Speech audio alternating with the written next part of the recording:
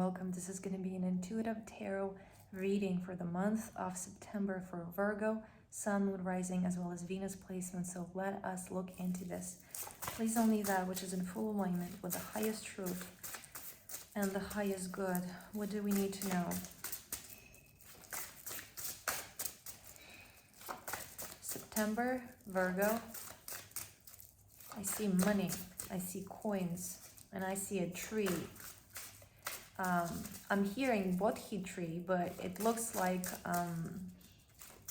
ginkgo biloba tree. Both of these are very long living, if you will, associated with health and enlightenment and abundance. Okay, so we have 7 of Wands in reverse. We have 8 of Wands in reverse.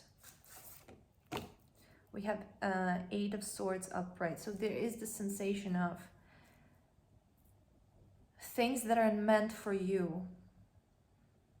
And it feels like it's something very particular, something that is meant for you. It won't require you fighting for it. It's going to be much more natural. It's almost like,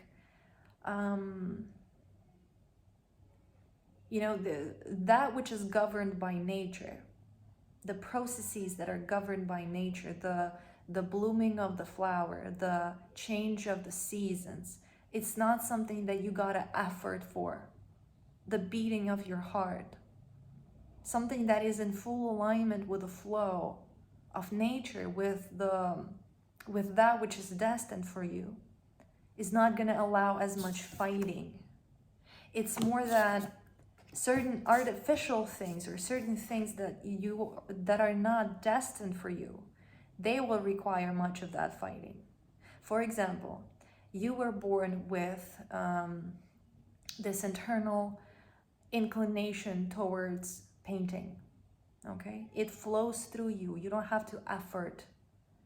But then you're being taught that you gotta become, you know, somebody else. You gotta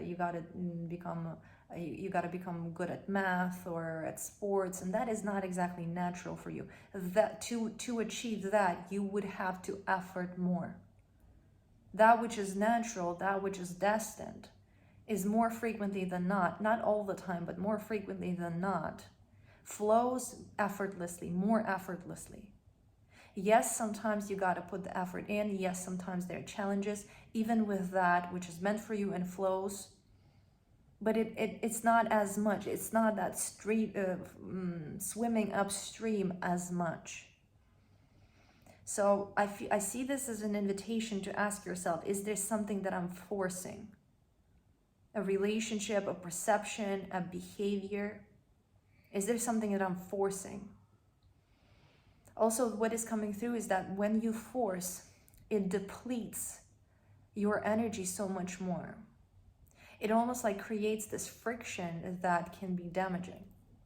Again, not to say that sometimes it's not, sometimes it's appropriate to effort, sometimes it's appropriate to hold yourself accountable, sometimes it's appropriate to overcome challenges, sometimes it's appropriate to practice discipline and do something that is not exactly, you know, maybe you would just watch TV and eat chips, but you want to do something, you kind of put an effort to eat healthy and exercise instead. Not to say that that doesn't have its place, but this is in a more general sense, like if the relationship is full of fighting and conflict and disappointments and disagreements, maybe that is not exactly what you need.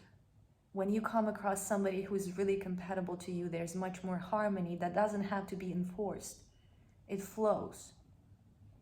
Okay, it flows. The things that you were born to do, they're going to be more effortless.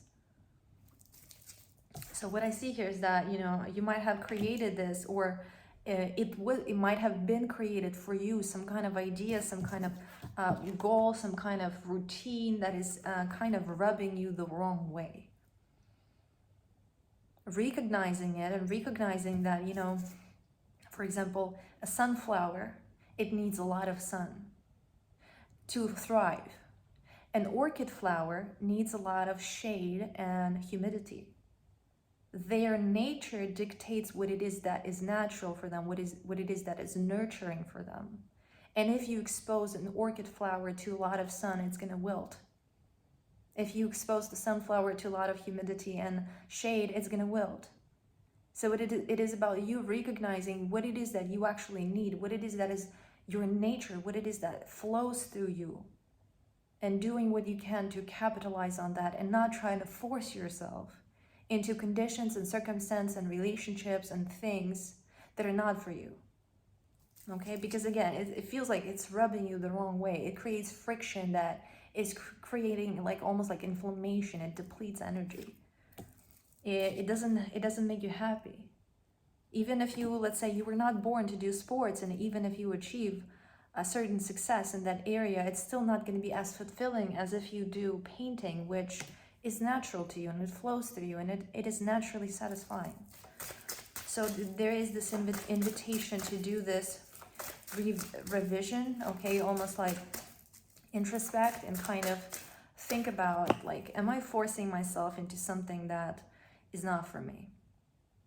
The more you release these things that are unnatural standards, unnatural routines, unnatural practices. And again, I'm not saying to completely, let yourself go, although maybe that's going to be appropriate for somebody, keep yourself accountable, but don't try and force yourself into being somebody or something that you're not, that you were never meant to be, okay? Because that is going to align you with your actual and true purpose, with your actual and true deeply felt fulfillment, okay? Effortlessly, more effortlessly. Follow that which inspires and follow that which resonates. It's going to align you with your purpose and with your well-being and with true love, okay? Don't effort. Dear Virgo, this is what I have for you for this month. If you like this video, please consider liking and subscribing. I'm going to be posting monthly readings for all the zodiac signs, as well as occasional meditation. So that if that is something that you are interested in, please subscribe, and I'll talk to you soon again.